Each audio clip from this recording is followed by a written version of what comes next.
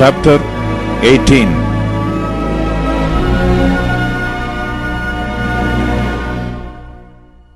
And David numbered the people that were with him, and set captains of thousands and captains of hundreds over them.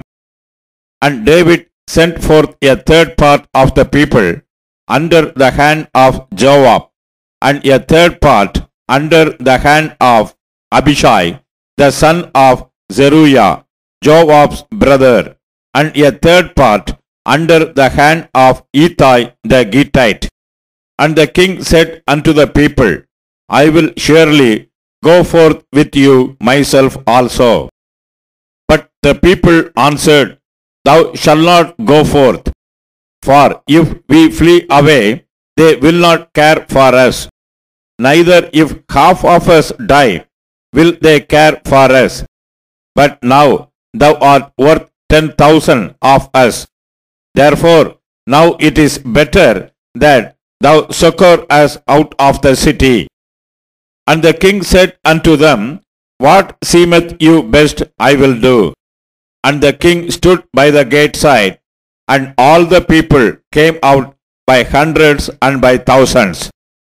And the king commanded Joab and Abishai and Ittai, saying, Deal gently for my sake with the young man, even with Absalom. And all the people heard when the king gave all the captains charge concerning Absalom.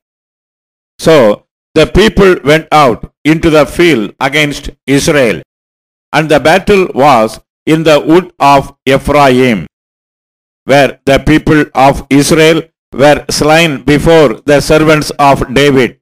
And there was there a great slaughter that day of 20,000 men. For the battle was there scattered over the face of all the country, and the wood devoured more people that day than the sword devoured. And Absalom met the servants of David, and Absalom rode upon a mule, and the mule went under a thick boughs of a great oak, and his head caught hold of the oak, and he was taken up between the heaven and the earth, and the mule that was under him went away. And a certain man saw it, and told Joab, and said, Behold, I saw Absalom hanged in an oak. And Joab said unto the man, and told him, And behold, thou sawest him, and why didst thou not smite him there to the ground? And I would have given thee 10 shekels of silver and a girdle. And the man said unto Joab, Though I should receive 1,000 shekels of silver in mine hand, yet would I not put forth mine hand against the king's son. For in our hearing the king charged thee and Abishai and Ittai, saying, Beware that none touch the young man Absalom. Otherwise I should have wrought falsehood against my own life. For there is no matter hid from the king, and thou thyself wouldst have set thyself against me. Then said Joab, I may not tarry thus with thee. And he took 3 darts in his hand, and thrust them through the heart of Absalom, while he was yet alive in the midst of the oak. And 10 young men that bare Joab's armor compassed about, and smote Absalom, and slew him. And Joab blew the trumpet, and the people returned from pursuing after Israel. For Joab held back the people. And they took Absalom, and cast him into a great pit in the wood, and laid a very great heap of stones upon him. And all Israel fled every one to his tent. Now Absalom in his lifetime had taken and reared up for himself a pillar which is in the king's dale. For he said, I have no son to keep my name in remembrance. And he called the pillar after his own name. and it is called unto this day Absalom's place. Then said Ahimaaz, the son of Zadok, Let me now run, and bear the king tidings, how that the Lord hath avenged him of his enemies. And Joab said unto him, Thou shalt not bear tidings this day, but thou shalt bear tidings another day. But this day thou shalt bear no tidings, because the king's son is dead. Then said Joab to Cushi, Go, tell the king that thou hast seen. And Cushi bowed himself unto Joab and ran. Then said Ahimaaz, the son of Zadok, yet again to Joab, But however, let me, I pray thee, also run after Cushi. And Joab said, Wherefore wilt thou run, my son, seeing that thou hast no tidings ready? But howsoever, said he, let me run. And he said unto him, Run.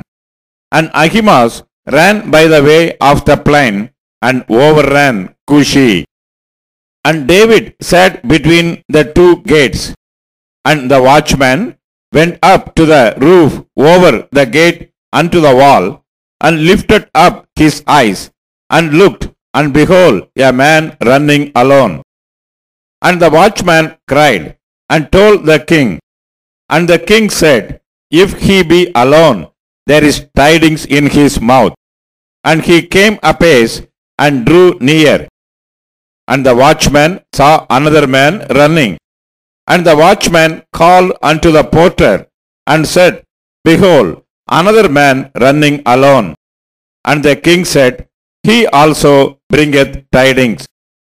And the watchman said, Methinketh the running of the foremost is like the running of Ahimaaz, the son of Zadok. And the king said, He is a good man, and cometh with good tidings. And Ahimaaz called, and said unto the king, All is well.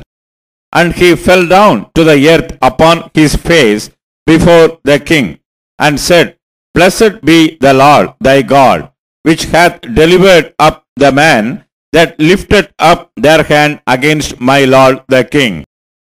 And the king said, Is the young man Absalom safe? And Ahimaaz answered, When Joab sent the king's servant, and me thy servant, I saw a great tumult, but I knew not what it was. And the king said unto him, Turn aside, and stand here. And he turned aside, and stood still. And behold, Cushi came.